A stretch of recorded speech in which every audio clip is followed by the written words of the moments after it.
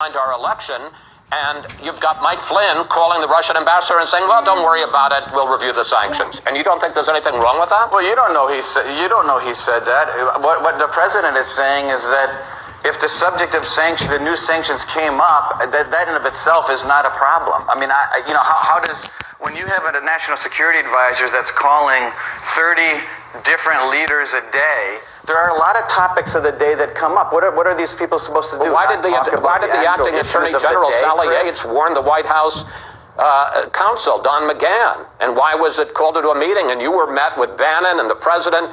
Why did all of that happen? Obviously, there was something troubling. What do you mean, why did it happen? It conversation. happened because Sally Yates alerted and gave a heads up. It was later determined that there was no investigation ongoing.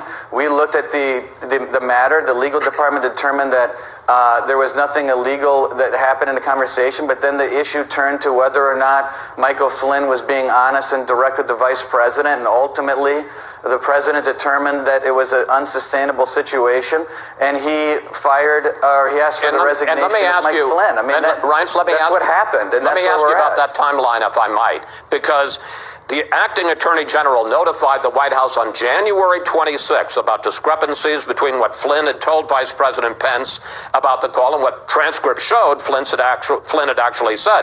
But while the president and Steve Bannon and you all knew, the vice president didn't find out till he read it in the paper on February 9th. Question: why didn't you, as chief of staff, tell the vice president over the course of 14 days? Well, look, here's what happened. Yates came in, gave a heads up to the White House counsel. White House counsel looked at the matter. The next day or the day after, the investigation was closed and no longer going on. Then the issue shifted to whether or not something was done that was wrong. The vice president was then looped in on the situation, and we talked to the vice president about whether or not Michael Flynn was being honest or not. The vice president knew that there was an FBI interview. And then ultimately we decided, after about 10 days, bringing the vice president in, that we decided that he wasn't being honest. That was the timeline. It happened very quickly, Chris. But the vice president says he didn't know for 14 days that he had been misled by Michael Flynn. No, the vice president knew that what the vice president didn't know, I believe, was that Sally Yates gave an initial heads up to Don McGahn. But once the next day came and that investigation was closed, Chris, that topic didn't come up again. This whole conversation shifted to whether or not Michael Flynn was honest with the vice president. He was then looped in on that conversation, and it was determined that he wasn't. Okay. That was it. Okay. One final question.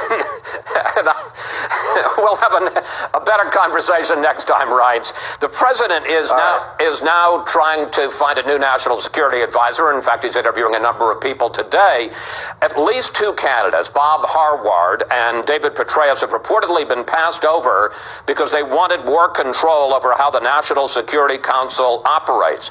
Question: is the president insisting that a political operative, Steve Bannon, play a major role in national security, which appears to be a concern for some of these candidates?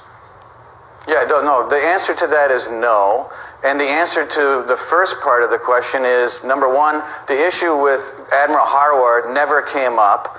And we haven't really gone down the road with General Petraeus. But as to the staffing at the NSA, the new NSA director can do whatever that he or she wants to do with the staffing at the NSA. But when you said no, are you saying that Steve Bannon, the new NSA director, can say, I don't want Steve Bannon as a formal member of the National Security Council?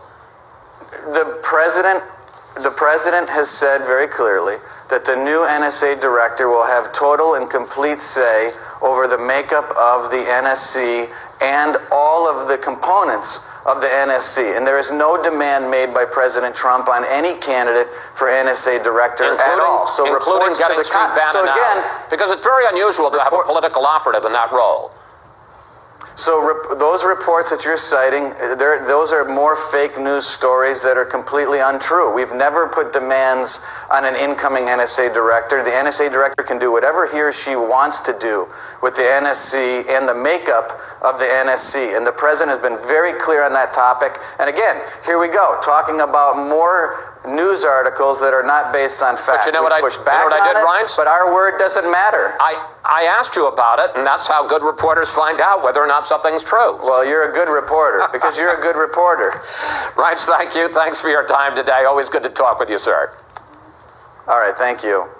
Up next, the one and only Russian